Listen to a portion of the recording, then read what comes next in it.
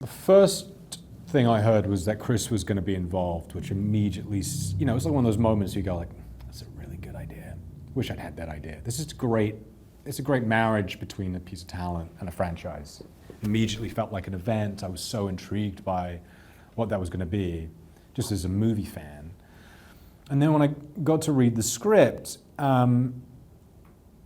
I was so sort of pleasantly surprised to discover this sort of buddy cop kind of element to the movie. It really felt reminiscent to 48 Hours or Beverly Hills Cop, or these movies that I truly grew up just obsessed with. So to get to be a part of this was quite, it was a fulfillment of a very specific dream for me, I would say.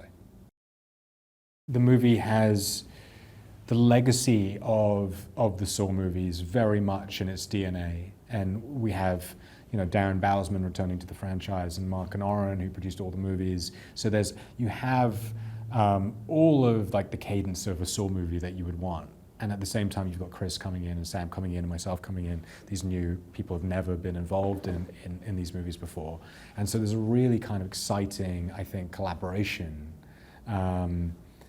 between sort of the fresh eyes and the old guard, and I think it's resulted in a really kind of exciting new chapter in the franchise.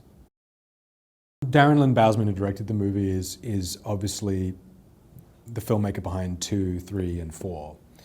So he's worked a lot in the Saw space and really kind of understands the language of the movie and the visual language of these movies, along with Josh Stolberg and Pete Goldfinger, who wrote the last Saw film, and then Mark and Oren, the producers who've been with these movies since the beginning. So there's a great relationship to the past, I think, with Spiral, and then you also have Marisol and Chris and Sam and myself all coming in. We're all fresh to it, and so there's I think a really exciting combination of all the things you want out of a Saw movie, and all of those beats you want to hit and all the things you want to feel, and then this real genuine new energy that also feels very contemporary and different. And the movie kind of achieves that, I think, in a successful way, and Darren's a huge part of that.